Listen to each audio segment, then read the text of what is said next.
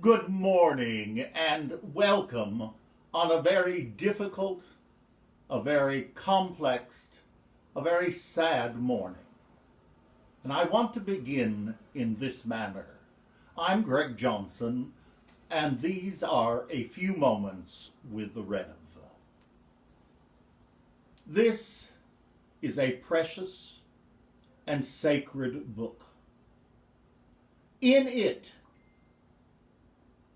are many words of wisdom. And for centuries and centuries, people of all faiths and no faith have turned to it for help and for guidance. It is not a political prop. As a family caregiver, there are two passages, and I'm going to do something I don't do that often. I'm going to read two passages to you. For in truth, they speak to the topic of Friday's message when we did Friday with the Rev, and I was talking of the two viruses that have surrounded the world, the COVID-19 and racism, personal and institutionalized. Please listen. You shall love the Lord your God with all your heart and with all your soul and with all your mind. This is the great and first commandment. And the second is like it. You shall love your neighbor as yourself. On these two commandments depend all the law and the prophets. And the passage also from Matthew that I refer to as the caregiver's call. And so it's very appropriate as we spend these few moments together. Then the king will say to those at his right hand, Come, O blessed of my Father, inherit the kingdom prepared for you from the foundation of the world. For I was hungry, and you gave me food. I was thirsty, and you gave me drink. I was a stranger, and you welcomed me. I was naked, and you clothed me. I was sick, and you cared for me. Then the righteous will answer him, Lord, when did we see you hungry and feed thee, or thirsty and give thee drink? And when did we see thee a stranger and welcome thee, or naked and clothe thee?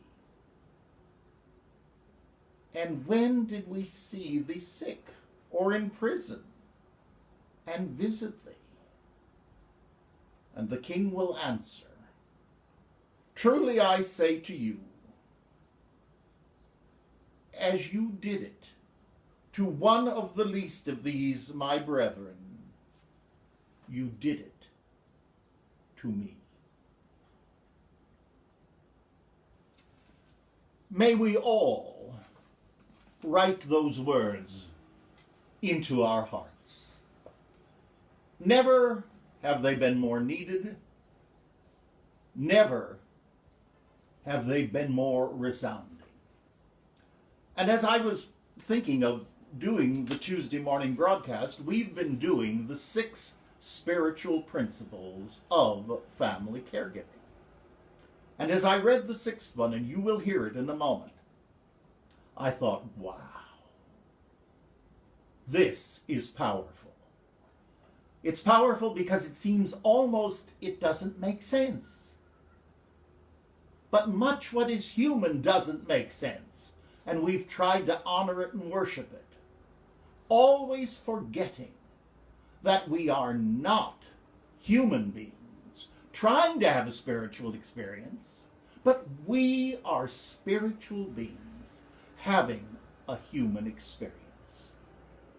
And right now, 2 viruses are very much teaching us a great deal, each calling upon us to be caregivers in a way that's even bigger than we've dealt with it before. For right now, we are being called to be caregivers, one to the other, for COVID-19 and for racism. And amazingly, these 6 spiritual principles, written by some very brilliant people, cry out, listen. They cry out, consider. And so I read them to you. Number 1, take care of yourself so that you may be strengthened to serve. Focus on care, not cure. Number 3, work to be in the moment. Yesterday is history, tomorrow is a mystery. Remain in the present. It is the gift, no matter what the trappings and wrappings may be. Number 4, so important. Express your feelings appropriately. And many people are right now. Unfortunately, it is the news that focuses on those who are not. Number 5, seek to find meaning in the experience. And now the final one. And you're going to hear it as I heard it this morning again when I read it and prayed on it. Understand that nothing is going wrong. Wow. On a morning like this here in New York City, in a country that is having rioting going on, what do I read? Understand that nothing is going wrong. Listen. Given our culture, this is the toughest principle to understand.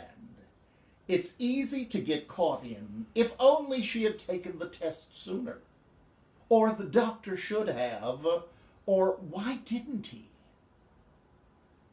These are very human reactions to frustrating and sad circumstances.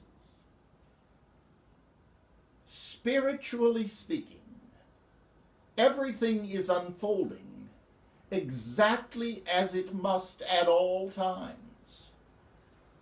We don't know how the story is supposed to go.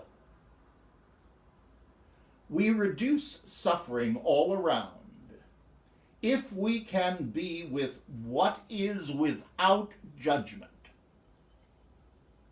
There is real power in not having to fix or change anything.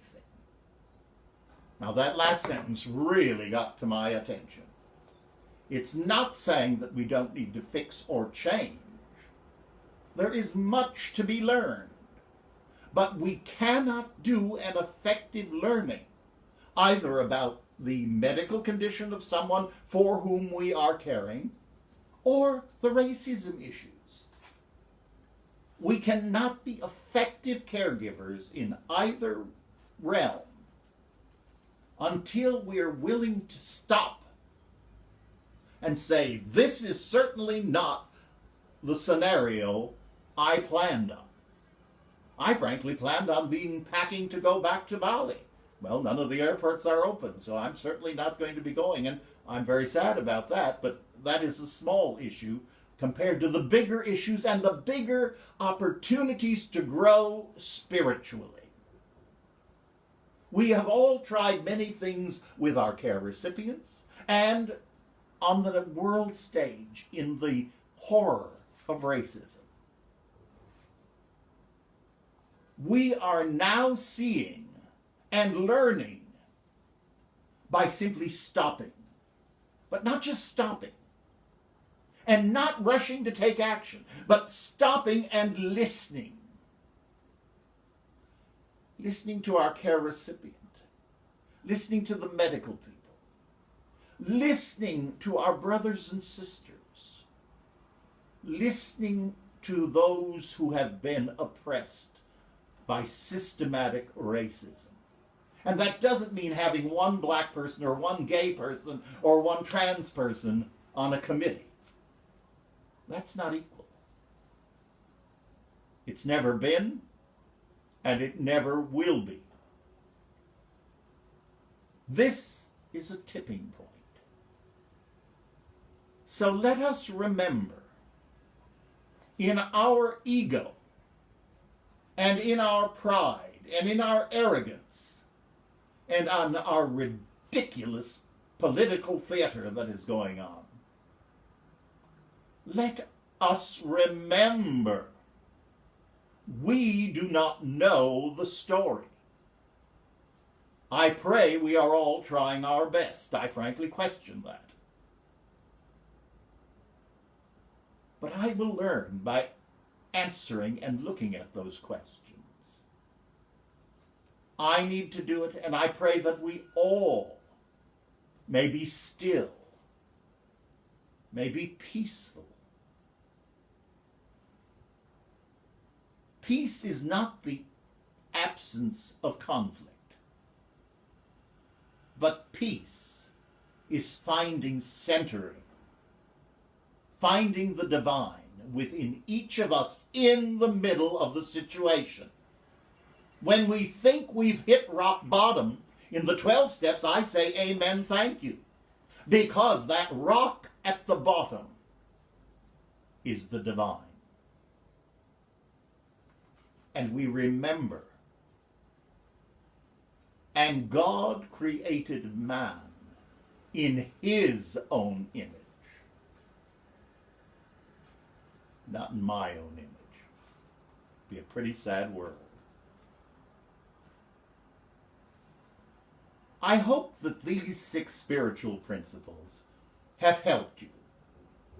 Next week, I am going to, when I do a few moments with the Rev, I'm going to spend the next 10 weeks doing a series based upon a series of articles that I have been involved with and that I have had the privilege of reading and studying.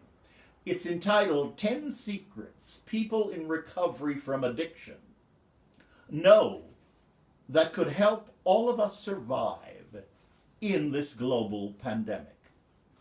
And quite frankly, I feel that what's there may indeed be very helpful to both of the viruses that we face. Please join me before I leave you in Father Richard Rohr's wonderful prayer of invitation to spiritual living. O great love, thank you for living and loving in us and through us. May all that we do flow from our deep connection with you and all beings. Help us to become a community that vulnerably shares each other's burdens and the weight of glory. Listen to our heart's longing for the healing of the world. Knowing you are hearing us better than we are speaking, we offer these prayers and all of our prayers in all the holy names of God. Amen and amen. God bless you. Keep the faith and love one another, for love is the answer. God bless.